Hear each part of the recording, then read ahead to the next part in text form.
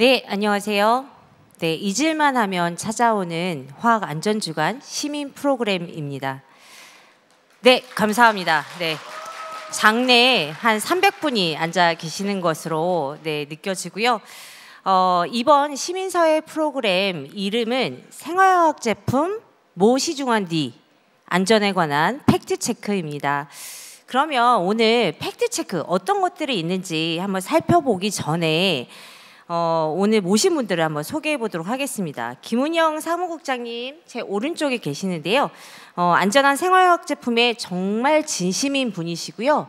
이분한테 안전하지 않은 상황을 만들어내며 이분이 정말 진심 화를 내시는 분이시고요. 자, 그리고 제 왼쪽에 계시는 이선영 시민분은 강서 아이쿱 생협에서 이사장을 지내시면서 생활화학 제품에 관해서 정말 궁금한 게 너무 많았다. 이 자리를 빌어서 내가 정말 많은 것들을 질문해 보겠다라고 하면서 오셨습니다. 그리고 아마 화면 제가 왔다 갔다 하면 아마 좀 힘드시겠죠. 그래서 김기태 교수님을 제 왼쪽 마지막에 계신 분을 소개를 드리면 화학물질이나 제품 관련돼서 전문가로 좀 활동하고 계시고 독성학자시기도 합니다. 서울과학기술대학교 교수로 재직하고 계시고요.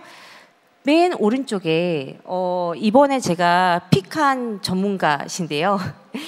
네, 환경 맞죠? 네, 환경이 2번 들어갔습니다. 죄송합니다. 한국환경산업기술원의 고기호 책임연구원님이십니다. 네. 박수로 다시 한번 힘을 주시면 감사하겠습니다. 자, 저는 환경정에서 활동하고 있는 황수경 활동가라고 하고요.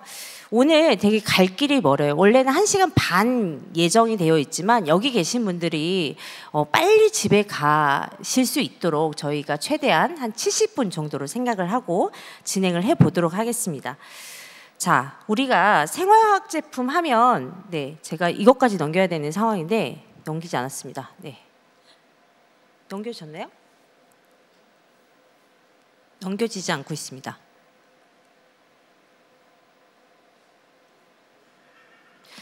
네, 괜찮아요. 네. 이거 혹시 안 넘겨지는데 아까는 제가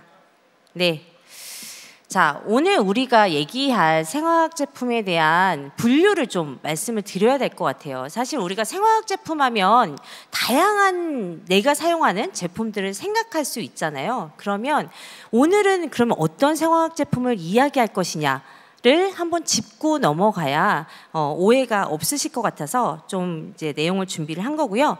자, 생화학 제품은 생활 공간에서 사용되는 화학 제품이겠죠. 그리고 사람이나 환경에 화학물질의 노출을 유발하는 제품 중에서 위해성, 그러니까 위험성이 있다고 인정되는 품목을 모아서 이제 환경부가 관리하는 제품으로 보시면 되겠습니다.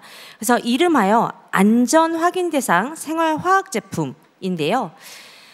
옛날에 그 안생품, 줄여서 안생품이라고 또 하는데 이 안생품의 옛날 이름은 무엇이었을까요? 안 들립니다. 네, 크게. 네, 맞습니다. 네, 감사합니다. 네, 위해 우려 제품이었어요. 그러니까 이게 안전 확인 대상 하면 사람들이 안전을 확인했구나. 그러면 무조건 안전하겠구나라고 생각하는 경향이 없지 않아서 제가 옛날 이름을 좀 말씀을 드렸고요.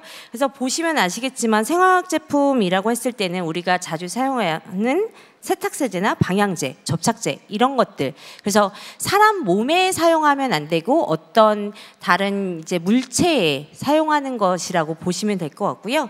화장품이나 의약외품 이런 것들은 몸에 사용하는 것이라고 보시면 될 것 같아요. 위생용품은 뭐 물티슈나 그리고 주방세제 이런 것들이 위생용품으로 이제 분류가 되는 거고요. 그래서 오늘 우리가 이야기할 제품군은 안전 확인 대상 생활화학 제품이다. 그래서 이런 것들이 우리에게 노출이 됐을 때 위험할 수 있기 때문에 더 짚어봐야 되는 제품군이라고 보시면 되겠습니다.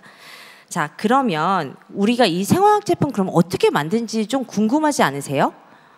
네, 아마 궁금하실 거예요. 왜냐하면 내가 자주 사용하는 건데 이건 어떤 안전 정책으로 만들어지는가에 대해서 시민분들이 많이 모르시는 경향이 좀 있어서 이 부분에 대해서 정말 생화학 제품 하면 내가 신이다 라고 하시는 고기호 책임님께서 한번 설명을 해주도록 하겠습니다. 네. 네, 국장님이 굉장히 부담스럽게 저한테 소개를 시켰는데 전반적으로 전부 다 알고 있는 신은 아니고요. 지금 현재 업무를 담당하고 있습니다. 일단은 지금 자료에서 보신 것 같이 앞서 설명해 주신 것 같이 저희 이제 환경부랑 저희 기술원에서는 생활학 제품 중 제품의 이제 유해성 부분을 좀 옆에 보이는 것 같이 시중 유통되는 제품 중에서 실태 조사를 먼저 실시를 합니다. 그래서 이러한 제품에 대해서 생활학 제품이 어떠한 빈도로 가지고 있고 유통이 어떻게 되고 있는지 그러한 부분 조사를 하고요. 이 제품들을 대상으로 제품별 위해성 평가를 진행하거든요. 이 모든 건 이제 화학제품안전법에 따라서 7조 8조에 따라서 진행하는 부분인데 여기에서 위해성 평가 결과 유해성이 있다고 판단되는 제품들을 안전 확인 대상 생활학 제품으로 관리를 하고 있고요. 지금 현재 기준으로 44개 품목으로 관리를 하고 있습니다. 이 44개 관리 품목 중에서 저희가 지금 자료에 보시다시피 크게 이제 위해 우려, 물질 위해성이 있다는 부분은 저희가 크게 이제 안전 기준하고 표시 기준으로 나눠서 관리를 하고 있는 부분이고요. 안전 기준은 여기에 지금 5조, 6조, 8조 부분은 이러한 세부 시행 규칙을 저희가 고시에 별도로 마련을 했거든요. 고시에 따라서 안전 기준은 그 고시 별표에 따른 품목별 화학물질에 대한 안전 기준과 별표 3에 따른 용기 또는 포장, 중량에 관한 안전 기준으로 크게 이제 두 가지로 구분을 하고 있고요. 안전 기준 적합 확인을 받은 이후 제품의 용기 형태 및 변경 등이 발생할 경우에는 변경 사항에 해당하는 안전 기준만을 확인하면 되는 자체를 제가 가지고 있습니다. 또 6조에서 보시다시피 그다음 표시 기준 같은 경우는 저희가 그 제품에 꼭 소비자한테 저희가 안내해야 될 것 중요한 사항 부분 이제 품목이라든지 신고 번호라든지 그다음에 용도라든지 이런 부분을 고시에 정하고 있고요. 이러한 부분은 제품 겉면 또는 포장에 꼭 표시하도록 저희가 기준을 정하고 있습니다. 마지막으로 저희가 앞서 말씀드린 대로 안전 확인 대상 생활 제품은 44개 품목이라고 말씀드렸는데 이 중에서 좀 더 위해 우려가 높다라는 부분을 안전원에서 승인 대상 제품으로 관리를 하고 있거든요. 이게 이제 44개 품목 안에 7개 품목이 들어가 있는데 지금 여기 써진 것 같이 살균 제품 중 가습기용 소독 보존제, 감염병 예방 방역 살균 소독제, 보건용 살충제, 보건용 기피제, 감염병 예방용 살충제, 감염병 예방용 살서제, 가습기용 생활학 제품, 가습기용 보존처리 제품 총 7개 제품은 품목은 저희가 안전 확인 대상 생활학 제품 중 승인 대상 제품 이렇게 표현을 하고 있습니다.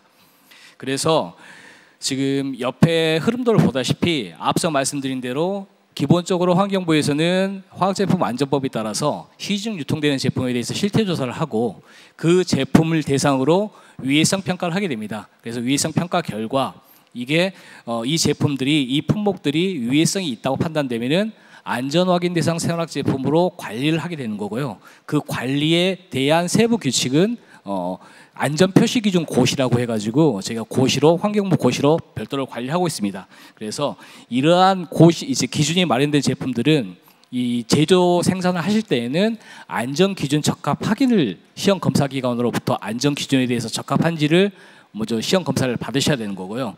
안전 기준 적합 확인을 시험 검사 기관으로 받고 그거를 시행한 제품 같은 경우는 최종적으로 안전 기준 적합 확인 결과서하고 저희 기술원으로 한국환경산업기술원으로 제가 제출해 주시면은 그러한 서류 행정적 부분을 판단해서 안전 확인 신고 번호를 저희가 부여하게 됩니다. 그러한 최종적으로 신고 번호까지 부여받고 제품을 제조, 생산, 유통할 수 있는 체계를 갖고 있다고 말씀을 드릴 수 있겠습니다. 네, 감사합니다. 정말 여기에 기업분들이 한 300분 모신 것처럼 이제 말씀을 전부 다 해주셨는데요. 걱정하실 필요 없습니다. 앞으로 좀 이런 내용들이 어떤 식으로 우리에게 이해가 갈 수 있도록 저희가 자료를 다 준비를 했는데요. 그 방금 말씀하신 걸 좀 더 부연을 하자면 저는 일반 시민이잖아요. 일반 시민이고 사실 이 그 안전 기준에 대해서 잘 볼 줄 몰랐어요. 그런데 이걸 이해하고 나면 아, 이래서 우리가 생화학 제품 했을 때 어떤 것들을 유의해야 되는지를 좀 볼 수 있다고 생각을 해서 저희가 이제 자료를 좀 준비를 했고, 사실 이제 우리가 만들 때 생화학 제품 뭐 어떤 물질은 금지가 되어야 되고 어떤 물질은 이제 이 정도의 함량이 들어가야 되는 거고, 이런 것들이 이제 다 정리가 되어 있거든요. 보시면 제형이 있어요. 제가 탈취제 예시를 좀 가져왔는데, 탈취제의 경우에 용도 혹시 보이시나요? 크게 자동차용과 일반용으로 좀 나뉘고 있습니다. 그리고 일반용도 실내 공간용이 있고 물체용이 있고 밀폐 공간용이 있습니다. 이 구분의 차이를 혹시 아실까요? 아리송하시죠? 이게 어떻게 구분이 되는 거지? 근데 보통 탈취제 하면 어디에다가 뿌리시나요? 옷에다 뿌립니다. 그러면 이건 무슨 용도일까요? 물체용이죠. 네, 맞습니다. 보통 섬유용이라고 써놨으면 아, 섬유용이구나 할 텐데, 물체용에 이제 쓰일 때는 네, 물체용으로 보이시면 되고요. 실내 공간용은 실내에다가 뿌리는 거라고 보시면 될 거고요. 밀폐 공간용은 옷장이나 이런 데다가 넣는 거라고 보시면 되죠. 그러면 오른쪽에 그 함량 기준이 있어요. 사실은 어떤 물질들이 금지가 되는 것들은 여기 나와 있지 않지만, 제가 함량 기준을 가져온 게 제형이 되게 중요하거든요. 분사형과 비분사형 크게 두 가지로 나뉘는데, 분사형 안에서도 실내 공간용이 있고 물체용과 밀폐 공간용이 있고 자동차용이 있어요. 자, 여기 이게 표를 보시면 이 물질마다의 함량, 제가 이제 그 초록색으로 칠해 놓은 부분을 보면 숫자가 다르죠. 자, 두 번째 벤조산을 한번 볼게요. 벤조산을 봤을 때 실내 공간용은 3 이하여야 된다. 분사형을 보고 있어요. 그리고 물체용, 밀폐 공간용은 10 이하여야 된다. 그리고 자동차용은 1 이하여야 된다. 라고 되어 있어요. 이 차이는 어떤 걸까요? 공간의 크기나 혹은 노출될 수 있는 위해성을 고려한 함량 기준이라고 보시면 될 것 같아요. 제가 맞죠, 교수님? 네. 물어보는 거를 여기 뭐죠? 대본에 없는데 물어봐도 네, 맞습니다. 네, 저희가 그 각각의 용도에 따라서 얼마만큼 사용하지, 이만큼 사용했을 때는 얼마나 위험해, 이제 그런 것들을 감안해서 저희가 저렇게 그 다르게 다 기준을 정했습니다. 네, 맞습니다. 그래서 만약에 실내 공간용 탈취제가 너무 많이 남았어요. 아, 내가 섬유에 내가 늘 이제 청결을 유지하기 때문에 탈취제를 뿌릴 일이 없었어. 근데 사용 기한이 다 돼가고 있어. 그러면 내가 자동차에다가 써야지라고 하면 어떻게 될까요? 아, 이게 원래 이런 거예요. 작년에는 대본대로 하지 않았나요? 네. 아, 네. 아니, 써도 되죠. 써도 되는데, 네. 써도 되는데 다만 함량이라든지 저는 기준들이 달라지기 때문에 그것을 보고 내가 어느 정도는 이렇게 산수니까 어느 정도 이렇게 사용돼야 하면 될까라고 이제 그 감안해 사용하면 될 것 같습니다. 아, 이렇게 교수님들은 불명확하게 말씀을 하세요. 이래서 문제입니다. 그렇죠? 자, 그래서 우리가 이걸 보면 용도에 맞춰서 꼭 사용을 하셔야 된다는 말씀을 드리는 거고요. 만약에 실내 공간용에서 넓은 공간에서 사용하던 것을 좁은 공간인 자동차에서 사용하게 되면 아무래도 더 위험할 수 있겠다는 말씀을 좀 드리는 겁니다.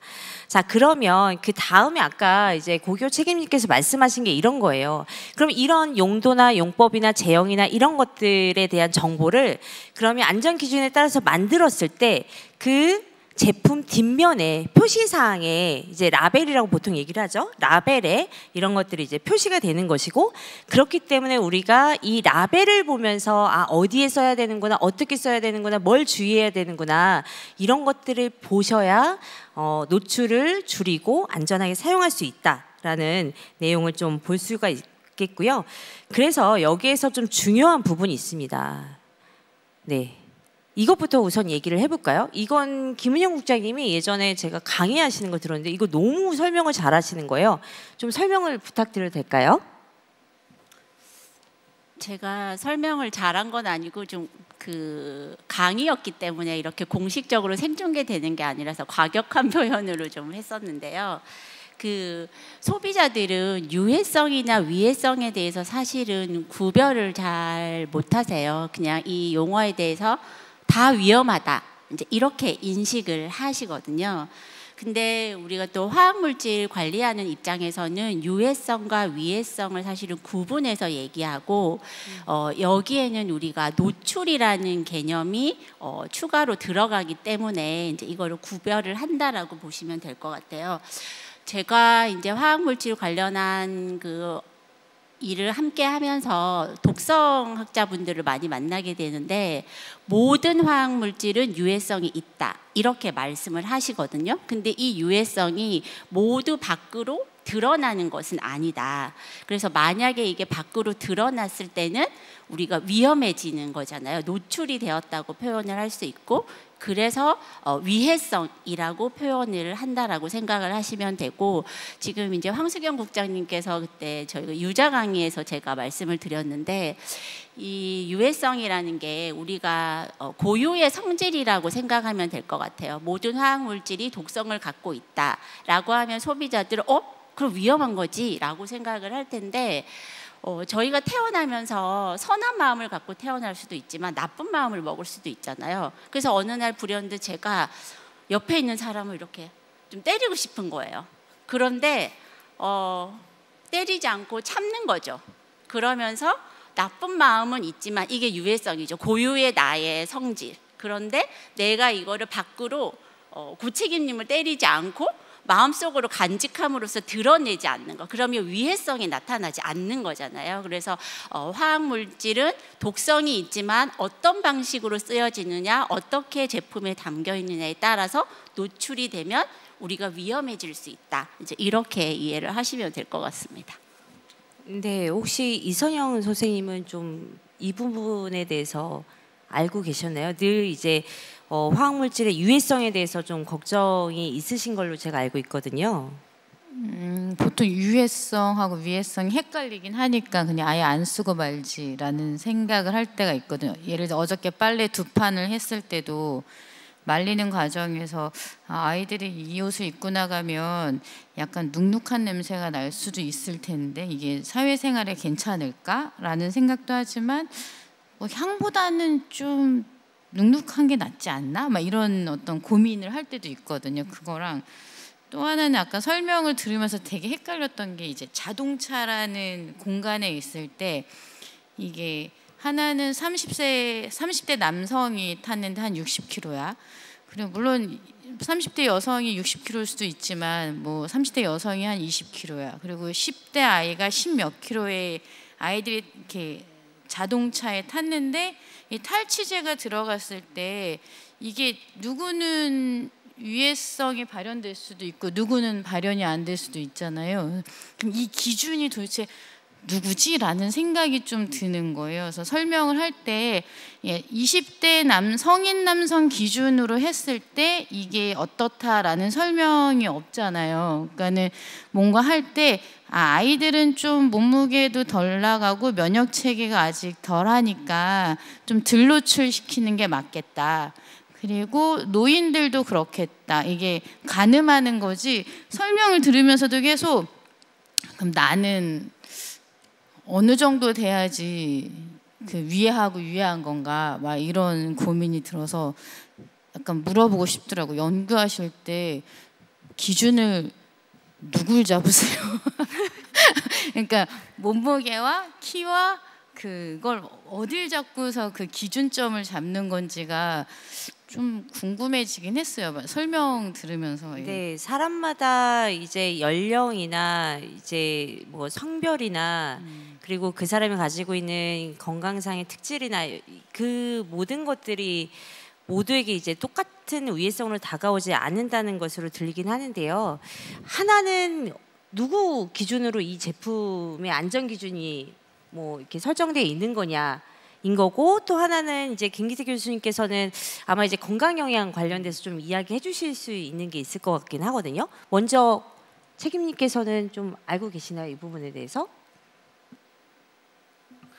네, 좀 말씀을 드리자면은 기본적으로 저희 화학제품안전법은 그 이제 여기는 안 나타 있지만 제 2조를 보면은 기본적으로 화학제품안전법은 사전 배려의 원칙으로 저희가 법을 만들었다고 생각하시면 됩니다. 그래서 거기 보면은 기본적으로 어린아이, 그다음에 노약계층 그런 기준으로 해가지고 이런 법을 시행하는 부분이거든요. 그래서 이 말은 즉슨 저희가 안전기준을 설정할 때 굉장히 보수적으로 사실 설정합니다. 그래서 어린아이부터 노약계층까지 전부 다 고려해서 제일 보수적인 기준으로 설정됐다. 그렇게 판단하시면 될 것 같습니다. 네, 정말 그런가요? 네, 믿겠습니다. 네. 예, 그 아시는 것처럼 어린이들은 호흡이 더 많거든요. 그러면 같은 공간에 있어도 더 많이 노출될 수 있고, 그 다음에 우리가 이거 그 기준을 이야기할 때 아니면은 뭐 위험하다는 얘기할 때 이제 그 기준 몸무게가 있습니다. 그러면 몸무게가 작아지면 위가 커지겠죠. 맞나요? 네, 그러니까 노출이 더 많이 돼서 저희가 그 어떤 특정한 제품, 예를 들어 어린이 제품은 어린이용으로 따로 기준을 가지고 있고, 일반적인 제품들은 사실 저희 아이도 마찬가지인데 제가 쓰면 저희 아이도 노출되거든요. 그러면 일반적인 제품은 어린이까지도 우리가 노출될 거라고 가정해서 아까 말씀하신 대로 보수적으로 저희가 안전하다라고 생각되어지는 것들을 기준으로 하게 되어 있습니다. 너무 걱정하지 않으셔도, 네, 아까 그 용도만 잘 사용하시고 너무 많이 사용 안 하셔도 될 것 같습니다. 네, 우리가 일상에서 사용하는 생화학 제품에 대한 극도의 두려움은 오히려 정신적으로 이렇게 좋지는 않을 수는 있지만 말씀하신 것처럼 이제 노출을 줄이고 또 용도나 용법, 주의사항 등을 잘 지킬 때 좀 더 안전을 지킬 수 있는 거 아닌가라는 생각이 좀 듭니다. 이제 코로나19 이야기는 최근에 이제 잘 되고 있지는 않지만 예전에 어떤 사건이 좀 있긴 있었어요. 그 부분에 대해서 한번 좀 짚고 넘어가고 싶은데 자료를 준비해 주신 고교 책임님 짧게 설명을 좀 부탁을 드릴게요. 아마 이제 정부에서 이제 나오셨기 때문에 굉장히 디테일하게 좀 설명하시는 이제 성향이 있으셔서 제가 계속 커트하도록 하겠습니다. 네. 방금 국장님 말씀하신 대로 제가 이런 자리에 좀 익숙하지 않아서 제가 죄송합니다. 사실 이 자료는 지금 보시는 게 설명할 부분이 사실 보시는 부분이 다예요. 그래서 저희 이제 혹시 아시는 분은 아시겠지만 이게 이제 쿠팡 물류센터에서 사실은 그 표백제, 소독제를 지금 사용하시다가 지금 사건 사고가 일어난 사례라든지, 그다음에 이거 락스 세제를 사실 혼합해서 사용해서 용법에 따라서 사용 안 하고 혼합해서 사용해서 그 증기로 인해서 인체 위해가 발생한 경우 부분이거든요. 그래서 이제 국장님이 아까 말씀하신 대로 제품의 용도에 따라 그다음에 용법에 따라서 사용하셔야지 그거를 임의적으로 바꿔서 사용하게 되면은 그 부분에 대해서는 상당히 위해성이 높을 수 있다. 이러한 예를 들어주는 기사라고 보시면 될 것 같습니다. 네, 맞습니다. 이게 안전기준에 따라서 만들어진 생활화학 제품이라고 하더라도 안전기준에 따라서 사용하지 않으면 위험할 수 있다는 건데요. 이 부분은 아마 이제 책임님께서 준비를 해주셨지만 제가 예전에 그 살생물 제품, 그러니까 살균제죠. 살균제 코로나19가 했을 때 살균제를 사용하는 버스 기사분들을 이제 인터뷰한 때가 있었거든요. 그때 좀 충격적이었던 게 그때는 이 코로나19 자체 이 감염이 너무 무서운 상황이었기도 했고 그분들이 만약 이제 그 감염증에 걸리게 되면 생업을 이어갈 수 없다 보니까 본인의 안전을 굉장히 좀 챙기는 때였어요. 그래서 사실 이제 처음에는 정부에서도 지원금을 주면서 이제 방역 업체 뭐 이렇게 지원을 하면서 이제 방역 업체에서 좀 이런 살균을 해주셨다고 하면 나중에는 그런 지원금이 이제 점점 떨어지니까 기사분들이 직접 이 버스 안을 다 이제 소독하고 뭐 이런 상황이 되는데 제대로 이게 아마 교육이 좀 안 됐던 것 같아요. 그래서 어떤 분은 이게 감염이 되면 안 된다는 생각에 자기 몸에도 이걸 이렇게 옷 속에도 뿌리고 자기 양말 속에도 뿌리고 여기저기 이제 자기 몸에 뿌렸다는 이야기를 듣고선 되게 충격을 좀 받은 적이 있었거든요. 그래서 오히려 이런 이제 위험성이 높은 제품군이죠. 살균제 같은 경우에 좀 더 이제 정부가 더 많은 정보를 줘야 하고 또 안내해야 되고 또 조심해서 사용할 수 있도록 해야 된다. 그래서 정부가 계속 정보를 줬다는 그런 이제 안내 내용으로 보시면 될 것 같고요. 이쯤에서 이제 계속 이제 설명하면 너무 재미가 없으시잖아요. 그래서 사례 중심으로 좀 준비를 해보았습니다.